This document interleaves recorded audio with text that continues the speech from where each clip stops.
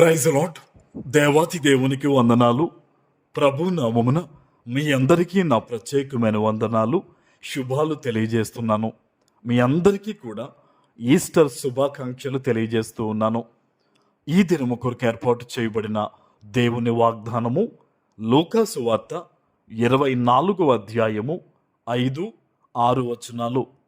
సజీవుడైన వారిని మీరెందుకు మృతులలో వెతుకుచున్నారు? ఆయన ఇక్కడ లేడు, ఆయన లేచి ఉన్నాడు. దేవుని నామానికి మహిమ కలుగునుగాక.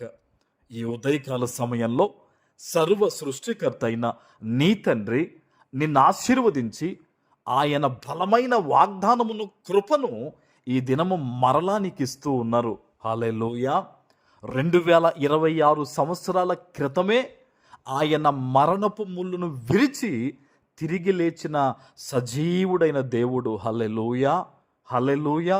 ఈరోజు దేవాతి దేవుడు మనందరికీ ఇస్తున్న మాట ఏంటో తెలుసా? ఈ ప్రపంచంలో ఎంత గొప్ప వ్యక్తి అయినా సరే మరణించాడు, కానీ ఇదిగో నేను మరణించి తిరిగి లేచిన వాడిగా ఉన్నానని. హల్లెలూయా. మీరు ఆలోచించండి, ప్రపంచాన్ని పరిపాలించిన వారు కానీ, గొప్ప గొప్పగా చెప్పబడిన వారు కానీ, వారి సమాధులన్నీ నేటికి కూడా అస్థిపంజరాలుగా నింపబడి ఉన్నాయి. కానీ యేసుక్రీస్తు సమాధి ఇప్పటికీ తెరవబడి ఉంది. ఆ సమాధి ఖాళీగా ఉంది. హల్లెలూయా. ఈరోజు నీవు నమ్ముకున్న దేవుడు, నేను ప్రకటిస్తున్న దేవుడు, మనము ఆరాధిస్తున్న దేవుడు సజీవుడైన వాడు. పరలోకమందుండి మన కొరకు విజ్ఞాపన చేయుచున్న క్రీస్తుని మనం అందరం వెంబడిస్తూ ఉన్నాం. ఆమేన్. ఈరోజు ఒక విషయం నువ్వు అర్థం చేసుకో. నువ్వు యేసుని నమ్ముట ద్వారా నీకు రక్షణ ఉంది.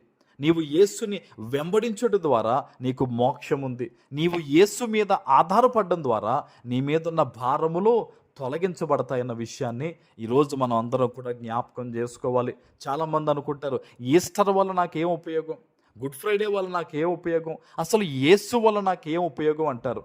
యేసయ్య చెప్పారు కదా, నేనే మార్గము, సత్యము, జీవము అని. నా ద్వారా తప్ప ఎవరు తండ్రి వద్దకు రాలేనని చెప్పాడు. ఈరోజు మనము మరణించిన తర్వాత మనకు ఒక శాశ్వతమైన లోకం ఉంది, మనకి శాశ్వతమైన జీవితం ఉంది. ఈ జీవితం అశాశ్వతమైందండి. మహా అయితే మనిషి జీవితం ఎప్పుడు దాకా అండి? ఈ రోజుల్లో 70 సంవత్సరాలకు పడిపోయింది అంతే. కానీ తర్వాత శాశ్వతమైన జీవితం ఉంది. ఆ జీవితాన్ని మనం పొందుకోవాలంటే మన కొరకు మరణించి తిరిగి లేచిన యేసయ్యను నమ్ముకొనుట ద్వారానే, ఆయన నామములో బాప్తీసం పొందుట ద్వారానే మనకి రక్షణ ఉంది. ఈరోజు నేను అడుగుతున్నాను, ఒక ఆత్మీయ తండ్రిగా, నువ్వు రక్షణ పొందేవా? మనస్సులో దేవుణ్ణి అంగీకరించడమే కాదు, ఒక సాక్షిగా బాప్తీసం పొందిన వ్యక్తిగా ఉన్నావా?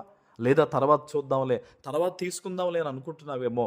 రక్షణ పొందకుండా నీవు మరణిస్తే గనక అది చాలా ప్రమాదం. దేవుడు అన్నాడు, అందుకని నేను నేడే రక్షణ దినము అని. రక్షణ పొందాలి.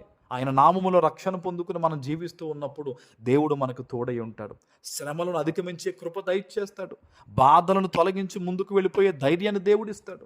ప్రియ దేవుని బిడ్డ, ఈరోజు ఎక్కడి నుంచి, ఎటువంటి పరిస్థితుల మధ్య నీవు దేవుని మాటలు, దేవుని వాగ్దానాన్ని వింటూ ఉన్నావో, మన దేవుడు మృతులలో నుంచి లేచినవాడు, మన దేవుడు చనిపోయిన వారిని తిరిగి లేవనెత్తువాడు, మన దేవుడు సాదాకాలము మనల్ని ప్రేమిస్తున్నవాడు. కాబట్టి దేవుని సన్నిధిలో ప్రార్థించు, దేవుని వైపు అడుగులు వెయ్యి. ఇప్పటి వరకు నీ జీవితంలో ఏదన్నా పొరపాటు చేస్తుంటే, పొరపాటు తెలిసి తెలియక చేస్తుంటే, ఈరోజు దేవుని దగ్గర ఒప్పుకుని క్షమించమనడిగా ఆయన తట్టు తిరిగితే గనక ఈరోజే మనందరికీ క్షమాపణ, విడుదల యేసు నామములో కలుగుతుంది. ఆమేన్. ప్రార్థన చేసుకుందాం. పరిశుద్ధుడా, నీతిమంతుడైన తండ్రి, మీకు వందనాలు. ఈ ఉదయకాల సమయంలో మీరు ఇచ్చిన ఈ వాగ్దానము ప్రతి బిడ్డ జీవితంలో నెరవేర్చి స్థిరపరచమని యేసు నామమున ప్రార్థిస్తున్నాను తండ్రి. ఆమేన్.